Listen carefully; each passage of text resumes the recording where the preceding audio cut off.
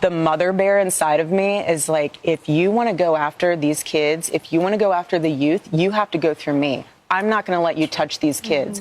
On college campus, we just had Governor Abbott in Texas. We have other governors throughout the country that are saying Club America will be on our high school campuses. That is unbelievable. What if the most explosive twist in the Charlie Kirk saga didn't come from leaked documents, inside sources, or wild conspiracy threads, but from a 3-year-old child in a courtroom? Because today, the internet is shaking. The Kirk family lawyers are celebrating, and Erika Kirk is reportedly spiraling, all because Charlie Kirk's daughter walked into court, opened her mouth, and confirmed what everyone feared. And trust me, once you hear what that child said, you'll understand why the judge stopped the hearing. You'll understand why Charlie's parents immediately filed for expanded custody, and you'll understand why even Erika's own supporters are stepping back like, yeah, we can't defend that. Let's get into it. But first, how did things get so bad that a toddler became the star witness in her own custody battle? The daughter's breakdown that changed everything. It started as just another custody hearing. Stiff chairs, whispering attorneys, the judge flipping through paperwork like this was just another Tuesday. But the second Charlie Kirk's daughter walked into that room, the entire atmosphere changed like someone cut the power and restarted the simulation with a plot twist. This wasn't some shy toddler hiding behind adults. This was a 3-year-old with the emotional honesty of a CIA polygraph and the timing of a Netflix drama writer. According to people inside the courtroom, the moment the child saw Erika Kirk, she didn't run to her. She didn't reach for her. She didn't even seem confused. No, she froze, looked back at Charlie's parents, and then clung to them like her life depended on it. And that's when the crying started. Not regular kid crying. Not the "I lost my toy" cry. This was full body shaking, face buried in the grandparents' coat, courtroom stopping panic. Even the judge, who has probably seen every nightmare family dispute imaginable, paused, leaned forward, and whispered something to the clerk like, "Is this really happening?" And here's the part that sent a shockwave through the room. When asked gently who she wanted to stay with, the child didn't hesitate, didn't look around, didn't waver. She pointed at Charlie's parents and said, "I want to live with them, not mommy." You could feel the ripple. Erika's side went stiff. Her attorneys looked like someone unplugged their Wi-Fi. Even the court stenographer reportedly blinked twice to make sure she heard it right. And the judge? The judge immediately halted part of the hearing because the emotional distress was too real to ignore. That one sentence unraveled every talking point, every PR moment, every carefully crafted public tear Erika had displayed since Charlie died. Because kids don't lie. Kids don't play politics. Kids don't perform for an audience. Kids say what they feel. And what this child felt was fear around Erika, safety with the grandparents, a truth that no adult in that room could spin or sanitize. It didn't matter what Erika said in interviews. It didn't matter how many speeches she made. It didn't matter how polished her grief tour looked online. The child's reaction told the real story, and it told the court everything. This wasn't just a moment. This was the moment. The exact second the custody case flipped on its head, and the entire internet said, okay, yeah, something's really wrong here. But why would a toddler feel this strongly? The answer is in the pattern nobody can ignore. The neglect no longer denied. From the outside, Erika Kirk tried to present herself as the serene, grieving widow, balancing faith, legacy, and motherhood with angelic calm. But behind those polished interviews and perfectly lit Instagram moments was a reality held together by nannies, grandparents, and a toddler desperately trying to be heard. Reports began stacking up like unreturned emails. Days without Erika checking on the kids,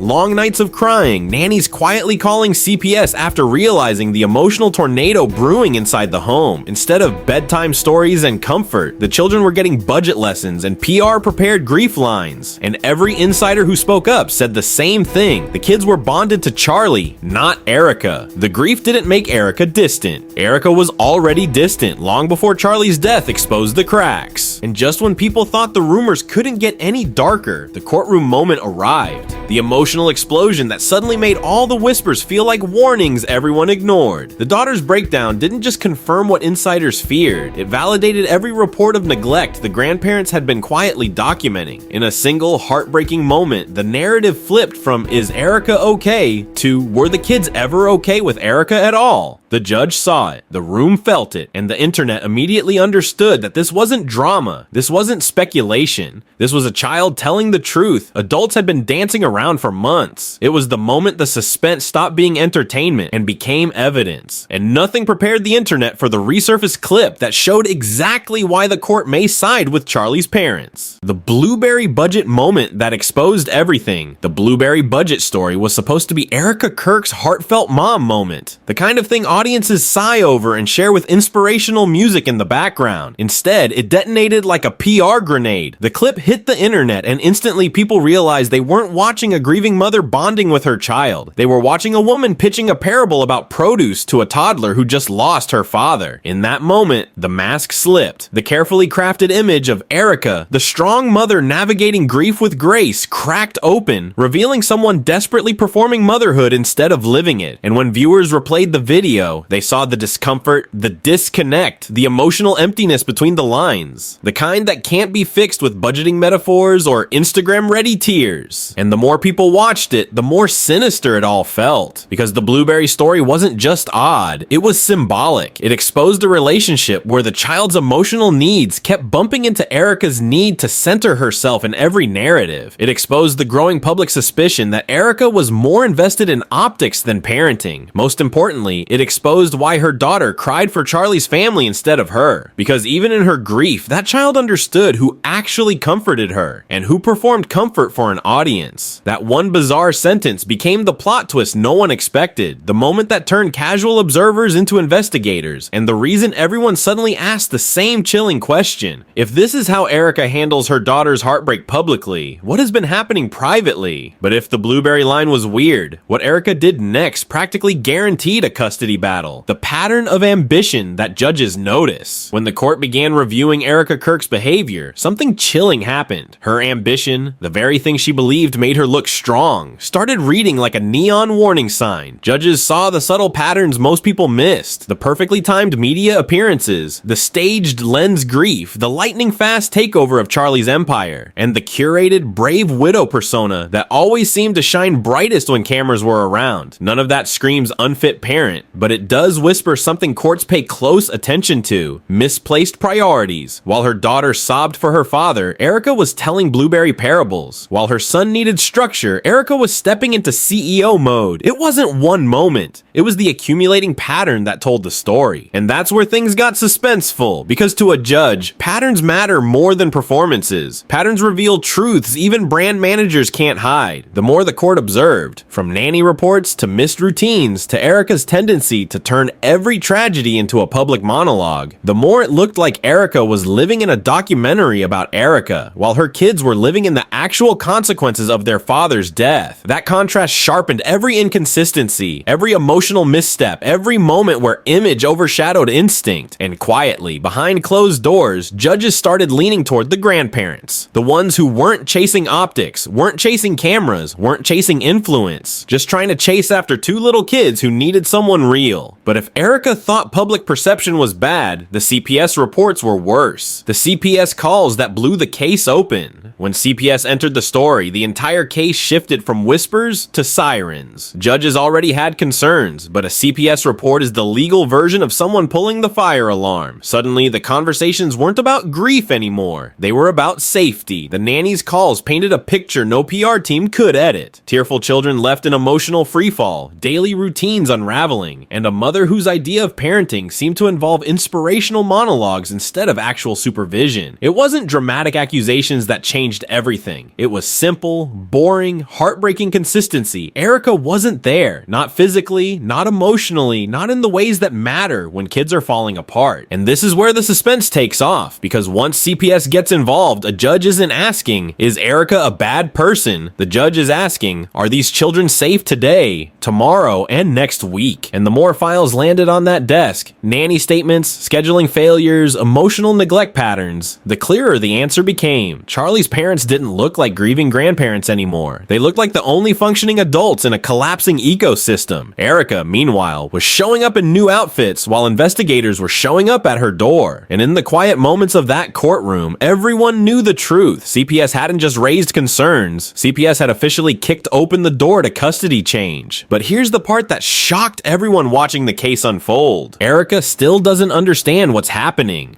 The courtroom tension skyrocketed the moment it became clear that Erika still didn't grasp the stakes of the situation. While the attorneys were presenting timelines, CPS reports, and documented patterns of instability, Erika was offering poetic monologues about faith, destiny, and heaven's blueberry budgets. It was the kind of disconnect that made everyone in the room blink twice. Judges don't want metaphors. They want answers. They want consistency. They want to know who fed the kids, who comforted the toddler, who showed up to appointments. But every time Erika spoke, it became clearer she believed sincerity could substitute for structure. And the more she leaned into this inspirational speaker mode, the more the court realized she simply didn't understand what was actually being evaluated. That misunderstanding became the quiet disaster unraveling her case. Because while her speeches sounded heartfelt on camera, they landed like empty balloons in court, floating, drifting, and completely missing the point. Judges watched a mother describe her grief, but not her plan. Grandparents presented evidence while Erika presented vibes. And in custody hearings, vibes are worth exactly zero. The suspense in the room came from watching Erika act as if she was still controlling a narrative, even as the narrative was slipping out of her hands. Every misunderstanding, every off-topic answer, every poetic detour became another reason for the court to doubt her ability to comprehend, let alone manage, the day-to-day needs of two grieving children. And that's when everyone realized the truth. Erika wasn't losing custody because she didn't care.